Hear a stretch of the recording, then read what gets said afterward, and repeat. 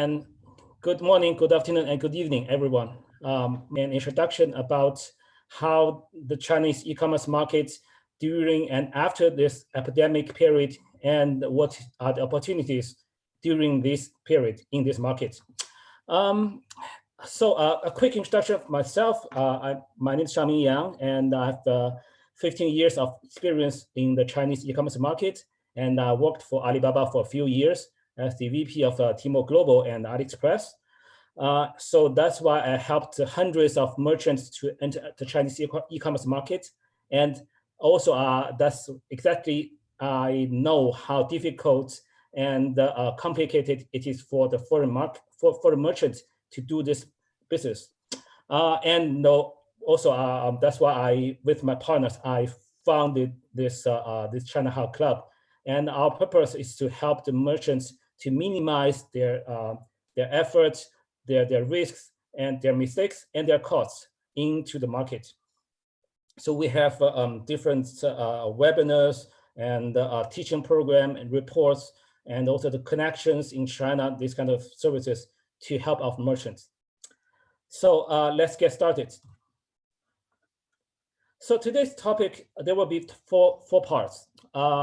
First, we have a look at the overall situation in China. And second, we will try to predict what will happen in the future. And then we have a very quick overview of the Chinese e-commerce market. And then we see how we can seize the opportunities. Okay, the first part. Here we go to a very quick update. This is the figures. As I believe everyone, you have seen these kind of figures from TV, from media, from internet. So, and why China just overcome so quickly, it is one of the key reasons, in my opinion. It is because 17 years ago, SARS outbreak happened in the Chinese market, and it happened in China. So that's why people learned from SARS, and not just people, but also the government, about business, everybody. So,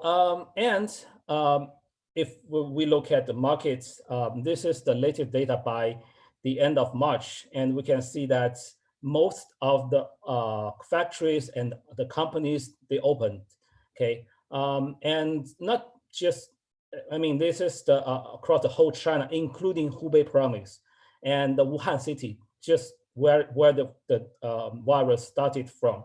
And it's reopened by today. So this is a big news.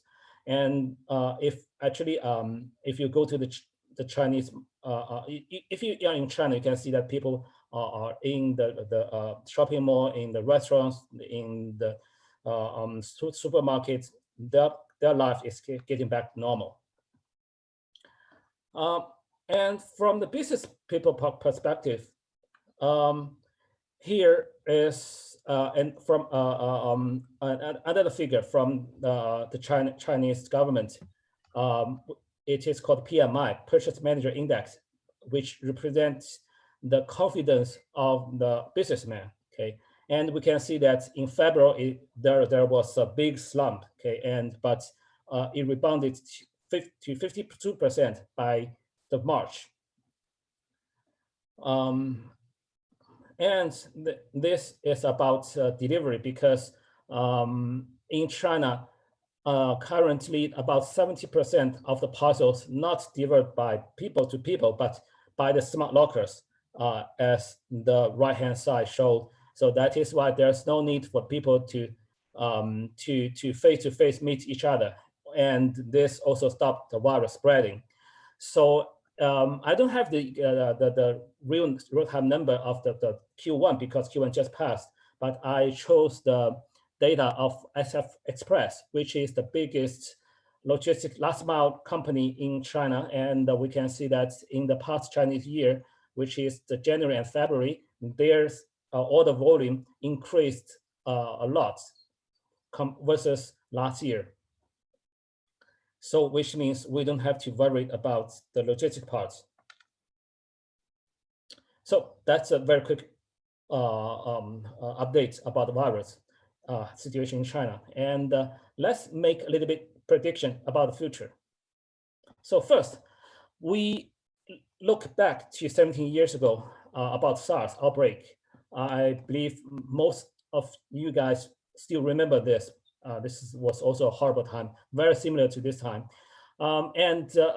After this, actually two things happened in China.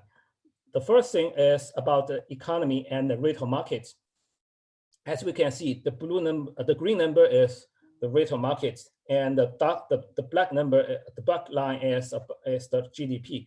Especially about the retail market, it dropped. The growth rate dropped a lot significantly during the Q2, which is the epidemic period. Okay, but afterwards increased, rebounded significantly, and even afterwards, there's about 10 years of the fast growing of the retail market from 15 to 20%. So which represent that actually this kind of a virus will just affect a period of time. It will not have a long time effect. Another thing is about the e-commerce. The right-hand side is the picture of my ex-boss, Mr. Jack Ma. He took this picture during this epidemic, and also at this time, because at that time there was one employee got infected. Okay, so the whole company was quarantined, and just at the same time, we launched Taobao. Okay, and now after 17 years, it is the biggest e-commerce platform, not just in China but also in the whole world. We will have a look at how big it is later. So let's come back to present days. So this is the data from the Economist Intelligence and by the end of March. And according to their forecast, there will be only 3 countries in the whole world, okay, which the economy will still grow, including India, China, and Indonesia. And China will grow 1% according to their estimation, which is the light blue color. Okay. Well, of course, there are many people making this kind of predictions. For other members, they are relatively higher, from 1.5% to 2.6%. But no matter what, the Chinese economy will still grow. And also, let's have a look at the exchange rate. This was done by myself. So for the whole Q1, I calculated all the major currencies and find out that only 2 currencies versus RMB, their exchange rate increased. One is Japanese yen, and the other one is US dollars. So for all the others, they dropped from 5 to 20%, including some traditionally very strong currencies like Australian dollars or New Zealand dollars or Canadian dollars. They also dropped 8 to 12%. So also this will give the Chinese consumers much stronger purchase power. And the third perspective is from the government's perspective. This is the latest government document by the Chinese government. Okay, and it also emphasized that Chinese government will continue to encourage imports of the consumption goods. After the trade war between China and the US, Chinese government constantly encouraged imports. So this policy, according to this document, will not change even after the epidemic. And also, Chinese government, for these years, they constantly reduce the duty and the tax. For example, the VAT, it used to be 17%, 17% for a long time, over decades. But just 2 years ago, they reduced it to 16%. And by last year, they further reduced it to 13%. So these all show that the government want to encourage the consumption of their domestic market.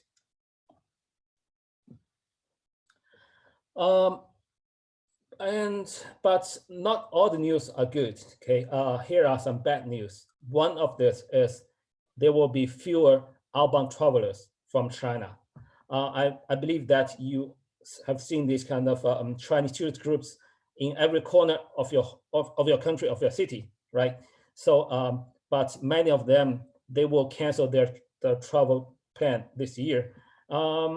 Yes, they will continue to travel, but most likely they will travel domestically within China.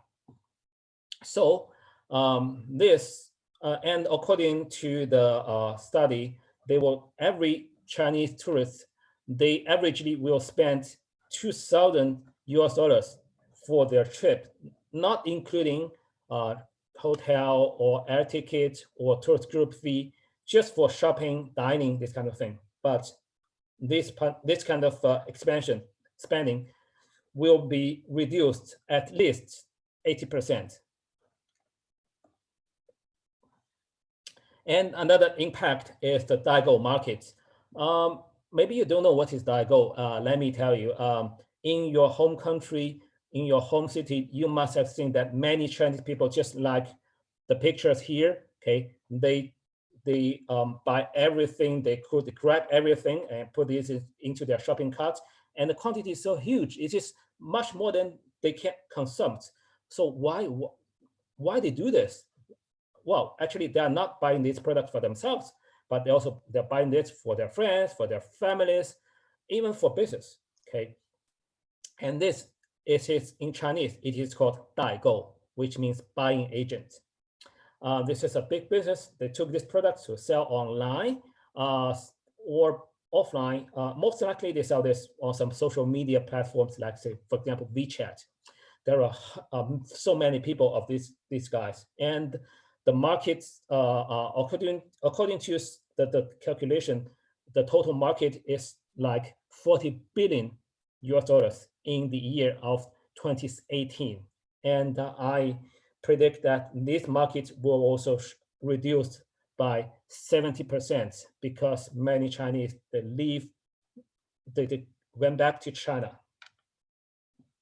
But this kind of a reduction also created another opportunity for the foreign merchants, so that you can, without this kind of small buyers, the daigou, the buying agents, you can do the B2C business by yourself, by cross-border e-commerce. So what is the e-commerce market, and what is it like in China? So here is a very quick overview of the market. We know that China's e-commerce market is huge. Yeah, really huge. But how huge? How big? It is 50%, 55% of the whole global e-commerce market, which means 100 US dollars spending, 55 happened in China. And if we look at the left-hand side table, not just the size is big, but the growth rate is also big. It is, last year, the growth rate is 27%. It is just almost the fastest, just behind India, a little bit lower than India, but it is far more faster than the US, 2 times faster than the US, and the size is 4 times bigger than the US. So this is the Chinese e-commerce market. And if we look at the right-hand side, the figure, the penetration rate of e-commerce, last year, it is 37%, which means 100 RMB spending, 37 happened online, okay? And all these estimations this estimation was made before the epidemic, okay? So now, of course, because of the virus situation, this percentage will increase even faster. So I would say by this year, about 50% of the expenses will be online. So the penetration rate will be 50%. So you may say, how come so big? So it is number real. So let's have a look at the players. On the right-hand side are the top players in China. I mean, the e-commerce players, okay? And there are Taobao and Tmall and the JD and Pinduoduo, blah, blah, blah. Maybe some of them you have heard of, maybe some of them you never heard of, but we just look at two guys, the top two, okay, which are Taobao and Tmall. These two guys are both 100% owned by Alibaba Group, which I used to work for. And Taobao, as we just introduced earlier, they were founded in 2003, just during the SARS period. And Tmall was spun off from Taobao in the year 2008, because Taobao was a clone of eBay. It is a C2C marketplace, and Tmall, it is the position is high. It is a B2C marketplace. Okay. Anyway, if we look at the size, these two guys add up together, it's 58% of the whole Chinese e-commerce market last year, and which means the GMV, which means the sales of Taobao and Tmall, okay, combined together, their GMV was 850 billion US dollars. Okay, and which makes them, if they are standalone country, they are independent country, then they are number 11 in the retail world. Okay, so it is even bigger than Spain and Russia and Australia. Well, I believe that this year they will be bigger than Canada. Yeah, they will be the top 10. Okay, considering here, the ranking of these countries, size of countries, these including both online and offline. So which means if you open the store on Alibaba Group, on then, yeah, that's already a big market. It is a market bigger than Spain or Russia. And another example I can share with you is about 11/11, which means the 11th of November. Okay, it is a shopping festival. I believe every one of you must have heard of Black Friday or Cyber Monday.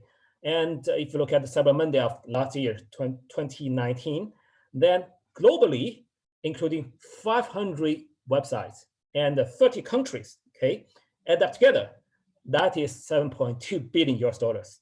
Okay, but if we look at only Tmall, one platform, and only in China, one country, that is 38.3 billion US dollars, which is more than 5 times bigger than Black Friday globally. Well, actually, Cyber Monday is even less than Cyber Monday, even less than Black Friday. So we will skip this part.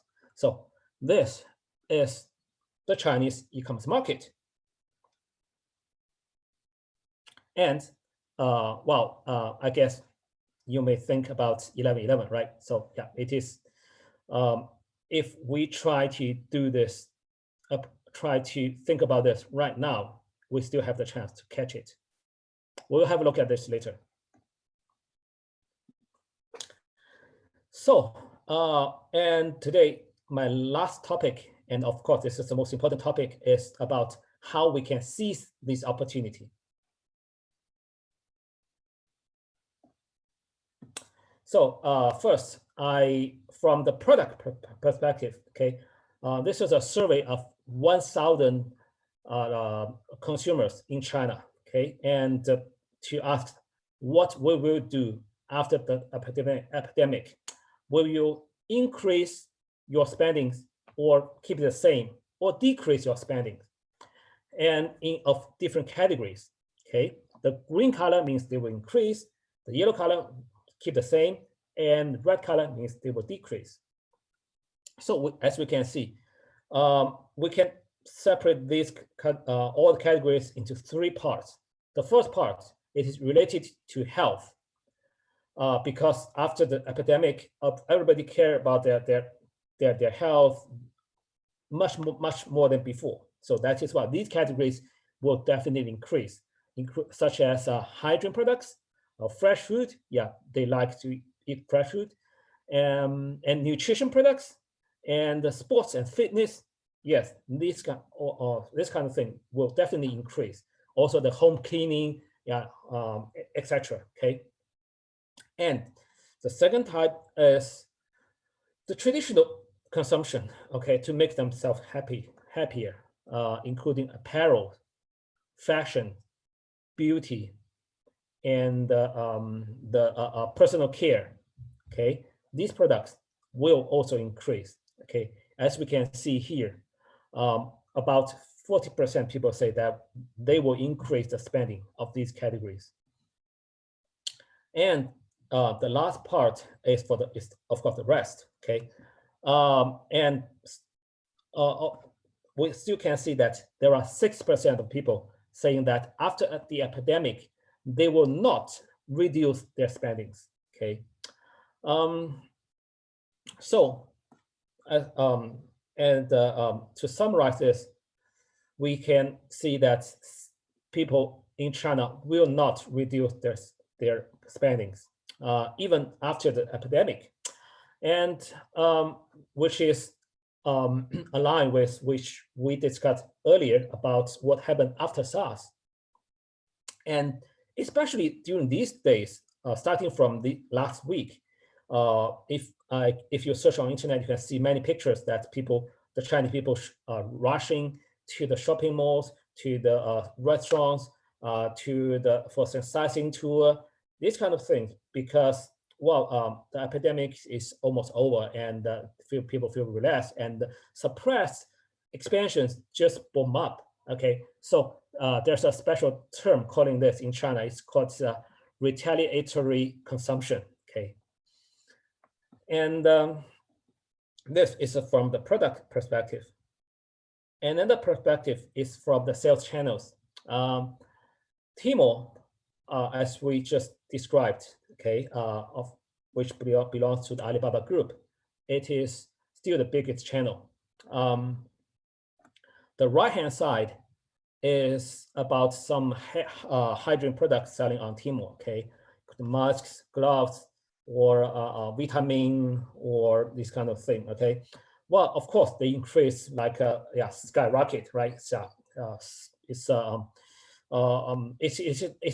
we cannot say percentage, okay. It is how many hundreds of times, okay. But these are very special products, and if we look at the majority, the big categories, which you might be interested, which is your categories, food or beverage or beauty or skincare or baby products, toys, this kind of thing. Okay, so their sales targets of this year, the growth target of this year is between 20 to 50%. Yes, still very high.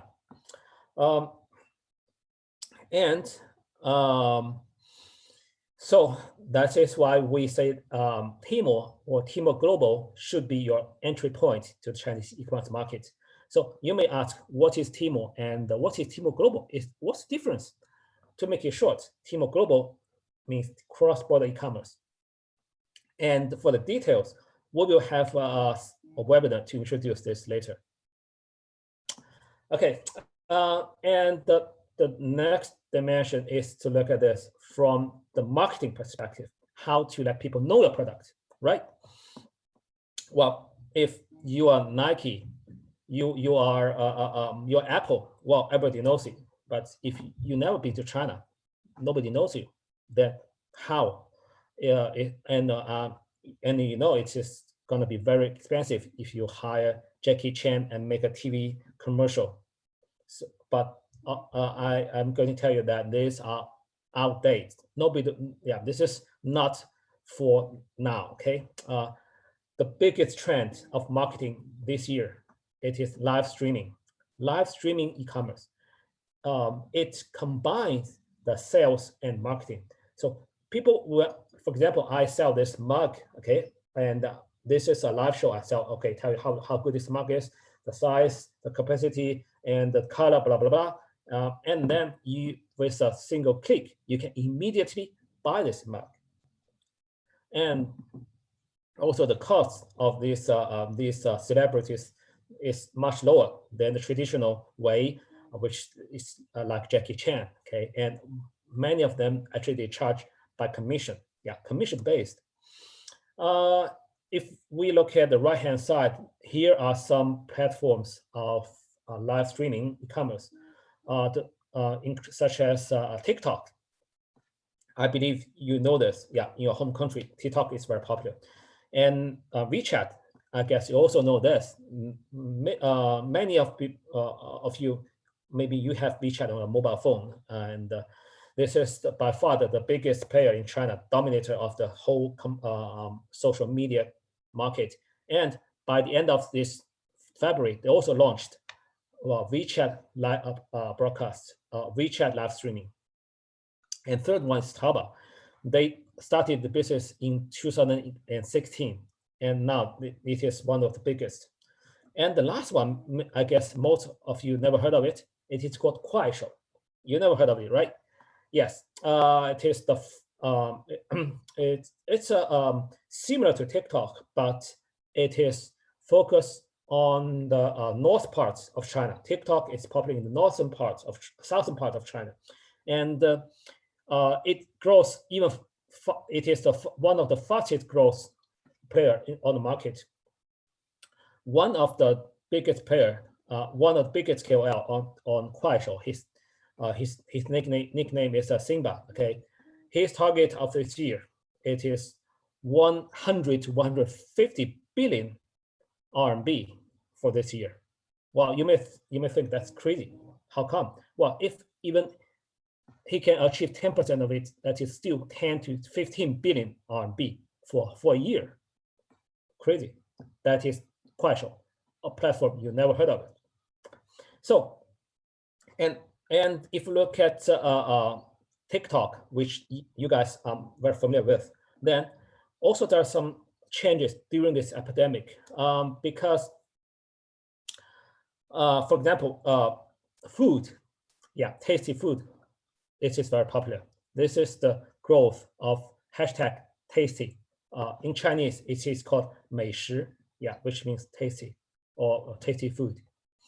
And this is one of my friends in China. I guess he's still listening to me right now. Okay, hi Hoffman. So he used to lived in Beijing for more than 10 years. Okay, and as a chief chef in some five-star luxury five-star hotels. Okay, in Beijing. And 2 years ago, he decided to leave his comfort zone and pursue something more passionate about. Okay, and then, but he's not a businessman, and he didn't know e-commerce that much. So it was difficult for him. And at the beginning of this year, he decided to launch his TikTok channel, okay, to teach people how to cook a Western food in their Chinese kitchen with a 30 seconds short video. This sounds very interesting, right? That's why just within 2 months, he got 16,000 followers with zero marketing fee. Okay, just people share and watch him how he cook food. That's interesting. So another thing, the last thing is about new business models. Because China is the e-commerce is fast growing, and every day there's new concepts, new models coming out. For example, fresh food e-commerce. The traditional way of Chinese, although I can buy my telephone, I can buy my lipstick, I can buy my clothes online, but for fresh food, I still go to the wet market. But because of virus, just like the cooking changed, right? People watch TikTok to shopping, not cooking because they're stuck at home. They don't want to eat every day, eat the same food. So that's why they watch cooking short videos or broadcasts. But at the same for fresh food, now they want to do shopping at home for fresh food, and that's why the fresh food e-commerce grows even much faster than the general e-commerce. The growth rate is 50% every year. Year over year, 50%. That is crazy.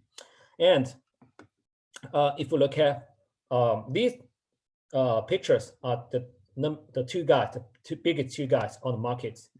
The lower one, it is called Hema. It is also belongs to Alibaba Group.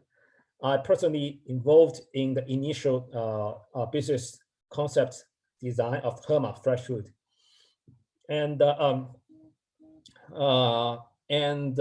upper one, it is called Ding Dong. Okay, it was found by a very good friend of mine. And both these two guys are their business just skyrocket during this epidemic period.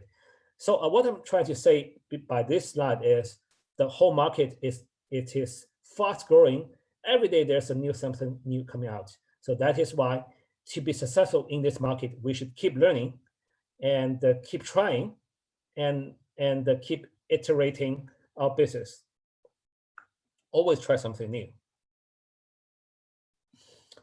So also that is why we have a weekly webinar every week Tuesday at this time. We have a webinar to introduce the latest trend of this industry. So this slide is about you will ask, okay, then what you do? Yeah, have enough information, then what you do? So the good news is that e-commerce is not that complicated as you imagine, okay? It is if you can act quickly and you have the right strategy and right partners and of course with your enough internal support, then you can start selling in 3 months. Yes, 3 months. So here it is a very brief process workflow about how to do it. We will have a detailed explanation about this on our coming webinar on the 9th of April, which is the day after tomorrow, same time today. Okay, also 5 p.m. China time, and your time a little bit different. To make it short, there are 4 stages. Okay, number 1, you have enough information. You study the market and of your category, you get the data and everything, and also you make a strategy. Okay, to sell which category, how to do marketing, how to find the partners, and what partners, local partners you're going to work with, and sell by which channel. Okay, this is the first step. And second step, it is to engage with a partner, because in China, a business partner is very important. Some people say that it is not the most important thing is not what you know, but who you know in China. Okay, so the partner, this will cost you another period. Okay, and to sign an agreement with them. And the third stage, here we took an example of a Tmall Global store. So Tmall Global is we will introduce this later, as I said. Okay, so apply a store, and then we launch the business. Okay, logistics, customer service, IT integration, and the store setup, everything. So if there's something I also want to highlight is if you act right now, it is still time, as I mentioned, to catch the coming 11/11 of this year.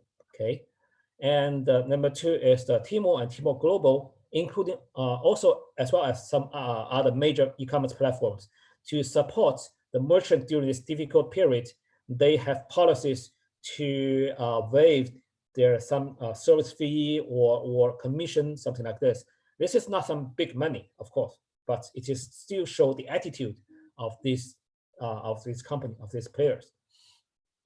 And lastly, some companies also, when I was in Alibaba, also talk to these guys and say, yeah, you should open a store on Tmall, you should work with us. But they say, okay, yeah, my business is offline. Yeah, I'm not that familiar with Chinese e-commerce market.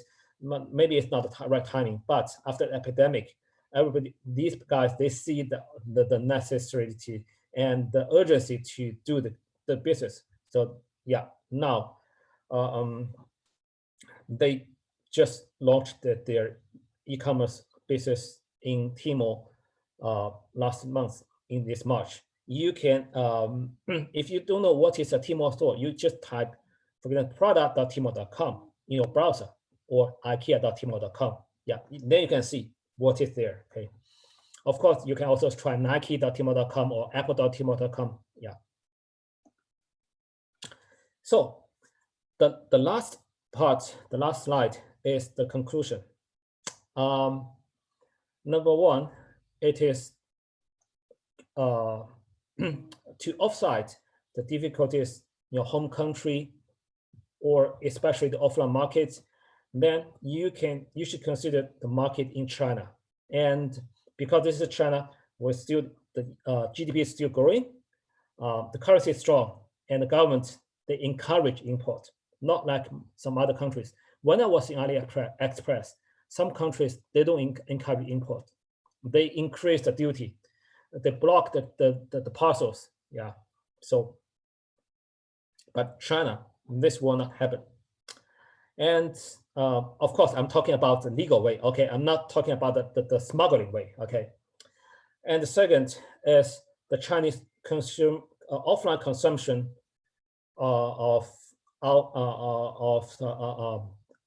in the other countries, of course, yeah, reduced.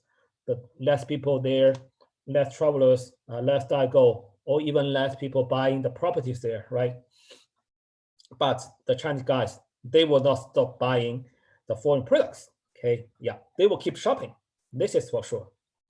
And number three is now it is timing for retaliatory consumption, especially for some categories, as we just mentioned.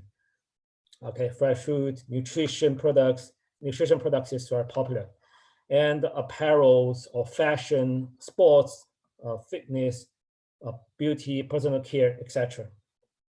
So yeah, this is timing. And the last point is entering Chinese markets is not as complicated as you thought. With proper, because in China, there's something called ecosystem. So which means you don't have to do the logistics by yourself, the payment, the marketing, the operation, the customer service, all these kind of things. There are professional, many professional professional partners on the market. They will handle this, everything for you, as long as you can find them. And of course, and to filter the right one for you, okay? And also, you can still catch, you still have enough time to catch this year's 11/11 campaign, okay?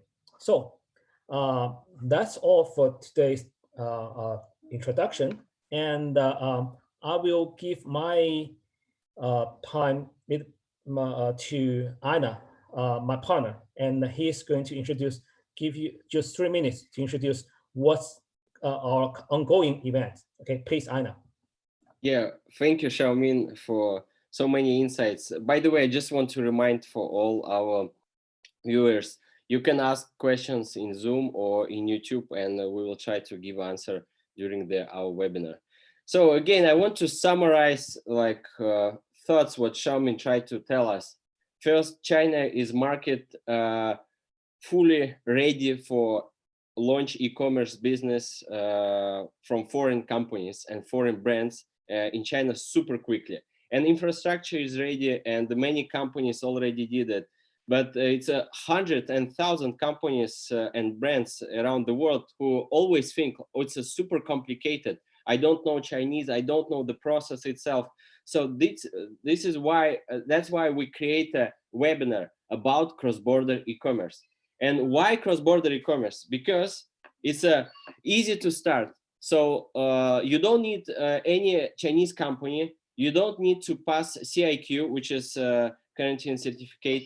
And so the process of opening your Tmall global store, it's very fast. And you hear like from Xiaomi, Alibaba even cancel all annual fee. And in this slide, I want to give you a taste of what we will cover in our next webinar. So we will explain why cross-border is booming now, especially in China. And again, I repeat, 120 million tourists from China, now they stuck in China. And in 2020, they don't have any plan to go abroad. So that's why they will stay in China. And this demand from them is still here. And that's why it's a good time to came to China and open your store, because all Chinese people, they already buy your products in some foreign countries. So then we will explain about the size and who they are, what the companies give the opportunity to start the cross-border. And of course, we will cover tax and regulations because it's a big topic in big corporates. And we will share the 3 models how you can start your cross-border e-commerce. And I want to summarize, it's within just 2-3 months, you can start your e-commerce cross-border business in China. That's a very big opportunity, especially now. And if you already see your domestic market start down, and or you predict it will be down, now you have time to start your business. So Xiaomin, please open the next slide. And again, you can go to this link and apply China How Club apply, or Kostya also will share the links in YouTube and Zoom where you can register, and you will have access for the next webinar. It's will be 2 days after this. Thank you. Thank you, Anna. So, for the rest 15 minutes, this is a Q&A section. So if you have any questions, as just Kostya mentioned, please send questions to via the chat box, and I will answer them. Okay, thank you. Thank you, Xiaomin. And we already have a few questions. So let's start from, I will tell them to you. How can I find out if my products would sell in China? Okay. This is a good question. Actually, there are two you can see this from 2 perspectives. Number one is, can I sell? Okay, because the regulations of the government or this is a kind of thing available online. Yeah. So, and we will cover this in. Actually, you can have a look at this. Okay, this is a topic we are going to cover by the next webinar. There's different models to enter China market, different categories, different models. Okay, and the second question is, can you sell? Okay, what about business?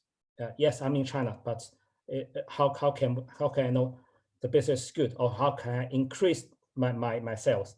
Yes, this is a more complicated question, and we have the webinars about the strategies and about the local partners. Yeah, it is not something that's there's to be honest, there's no magic that you listen to me talk for an hour, then immediately you can make 1 RMB into 10 RMB. Okay, so you have to spend your time and to learn the market and to grow your business step by step.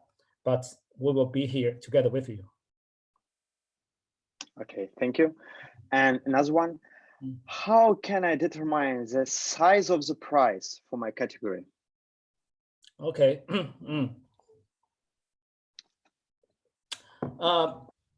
This is a good question. I didn't cover this too much today, but actually there are many ways. I think I can give you a little bit example. If you know, oh, sorry.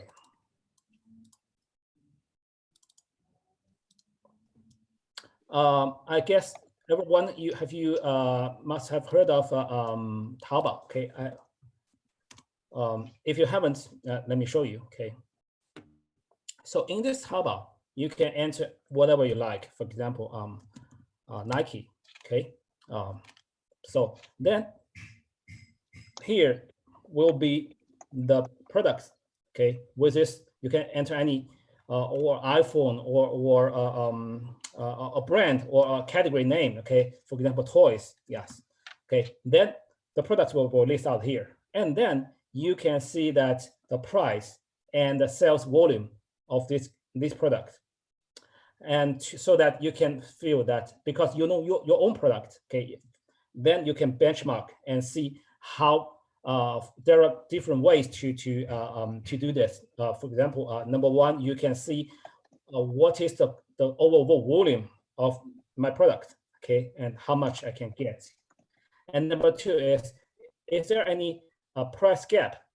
Okay, for example, all the sneakers are beyond this level and or below this level, Then there's a price gap.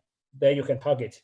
And number 3 is from the feature, okay? Because every product, there's a long description introducing the features in details.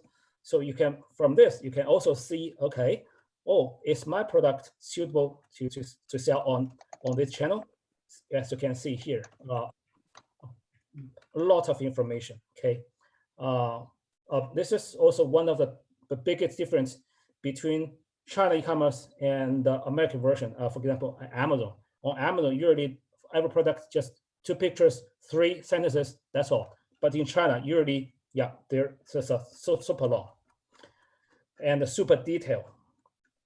So yeah, with this is what I'm trying to say is this market is a super transparent market, and you can figure out everything by yourself. Of course, what you if you do this all by manually, it will take you a lot of time and effort, and maybe you can only see a small part of it.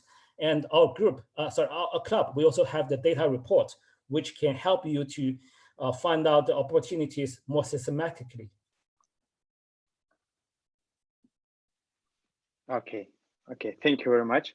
And like questions are still coming, so a few more. Question from YouTube from Mark. What are the average starting cost for anti-aging food supplements coming to China? What are the challenges?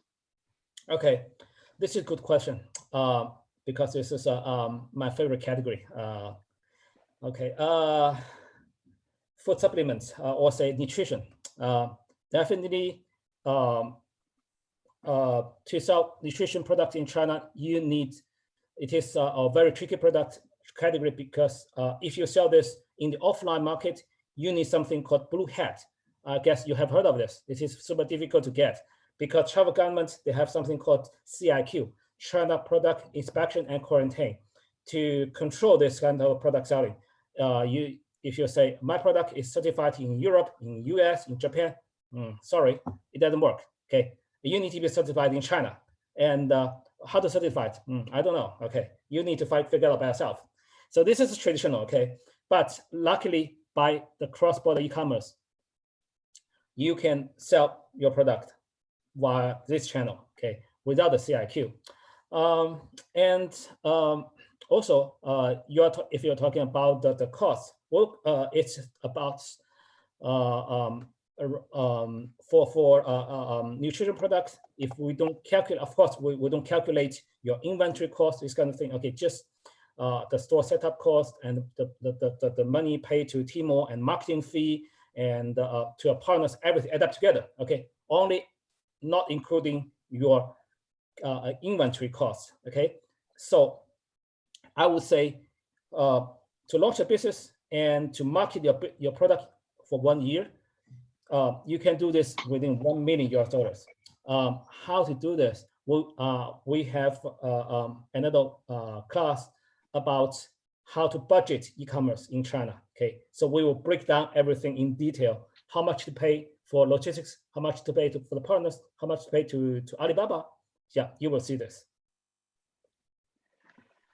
Okay, Xiaomin, thank you very much for answering just a few questions. What payment methods can I use in China? That heavily depending on your sales channels. If you are going to sell on Alibaba, there's an obligation that you can only use their own payment gateway, which is Alipay. But if you're going to sell on other channels, like say WeChat or some, you can use, there are many options. But actually, this kind of a payment gateway is how to say, very similar. Okay, their take rate, their service, and their IT infrastructure, they are quite similar. So I would say it is not a big problem for merchants, including cross-border payment. Maybe what is cross-border payment? That means that's a standard benefits of the cross-border e-commerce, which means you don't have to have your own entity, your own company office in China, and your own bank account. But with this model, after selling the products to Chinese consumers, you can receive the payment your home country home bank account in your home currency. If you're in the US, you will receive US dollars in New York bank. Okay. If you're in Europe, you will see euros in Paris. So that's how it works. And we will cover this in, we will also have a special webinar about this in our teaching program. Thank you, Sherman. And just one more, it's big, so I will try to exact. How to send products to Tmall Global, and should we send our products to our shop and keep it in already rented warehouse? So the question is like about how to send the products and how to manage like the warehouse things when you work with Tmall Global. Yeah, thank you. Okay, as we can see here, actually there are 3 models, okay, about the cross-border e-commerce, okay, and different models suitable for different type of merchants, different kind of products, and the different type of strategy, okay. We will introduce this one by one in our next webinar. But to make it short, Tmall or Tmall Global or this, they are not a retailer. Okay, so they don't own any inventory. They are an enabler to help you to run the business in China. For example, for yourself, you have a very good product, the mug, right? You have a very high quality, and the price is good. And there are a lot of functions. There's no such products on the market, and also very famous brand, for example. But you don't know anything. How to do logistics, payment, marketing? I don't know. Okay, then Tmall will help you. Number one, they will help you with your logistics, such as logistics, which is the question you asked. So so they have China, they have the order tracking system, they have all this, okay? But they will not buy the inventory from you and to sell this by themselves, okay? They will not do this. Well, this is their DNA, their model. Why this model? Because they don't want to compete against you. If you are selling this mug and Tmall, I'm also selling this mug, how can you win me, right? So then no merchant will play with them. Okay, then this will become a one-man show. Okay, so that's the logic behind. And about the logistics part, you can. It is very much related to this diagram. The red color means you put the inventory in the Chinese warehouse, domestic warehouse. The blue line means you ship the products in parcel from your home country's warehouse to the Chinese consumers. And the purple line means you put the product into the boundary warehouse. What is a boundary warehouse? It is a warehouse inside Chinese territories, but outside the Chinese customs, okay? You put it there, and then when it's ordered, the parcel will be shipped from boundary warehouse to consumers. Of course, we will, as we said, we will have a more detailed look into this in our coming webinar.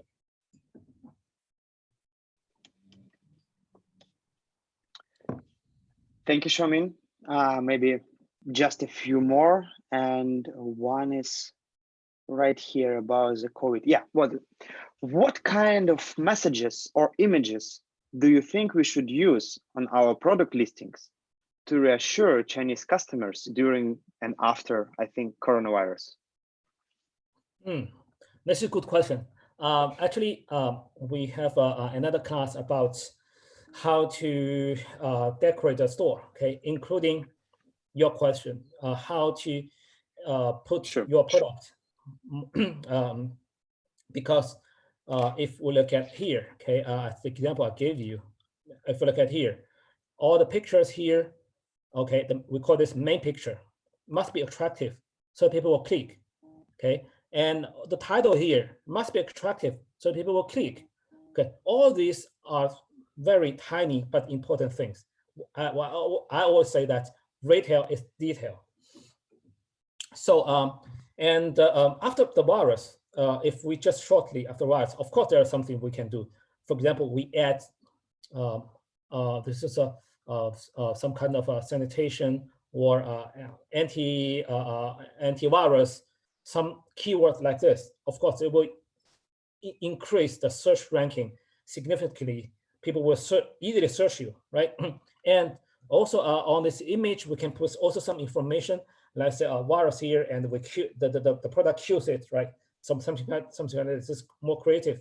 And also your marketing, if you say you are running Taobao Live or your TikTok KOL, also you can broadcast this.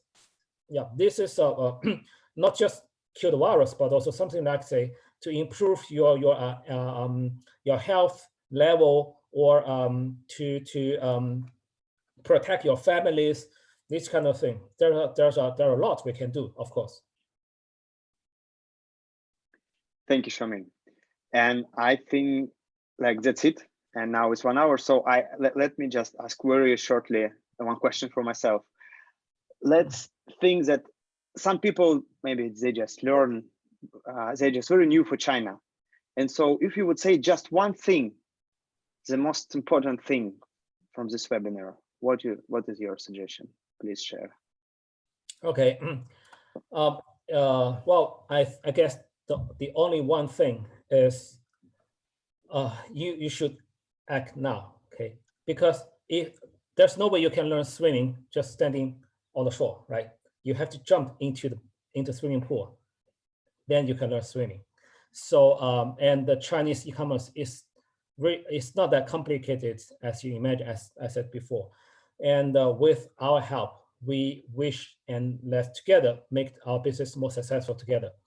And also we will help you in different, and of course, this is not, I'm not saying this is a very easy job, okay? It needs your effort to continue study, to learn, to practice, to try, and to fail. But it is something that's really worthy, okay? Xiaomin, can I add one last sentence for questions? Don't be alone, because all foreigners in China, they feel so alone. And I also have this experience when I launched my own first company in China 4 years ago. So my big advice for all merchants is be together. And this is why we create China How Club, where all merchants, we all help each other and we share latest insights, how to, and always we know latest trends. We invite the guest speakers from Tencent, Alibaba, Douyin, etc. So it helps us to quickly digest everything and use this in our daily job. That's this is why we create the China How Club. And please again to register and apply our next upcoming webinars. Thank you for all. Thank you very much. Thank you for joining us today, and I hope you enjoyed, and we'll see you on our next webinar. So keep safe, and thank you very much again. See you. Bye. Thank you. Bye-bye. Bye-bye.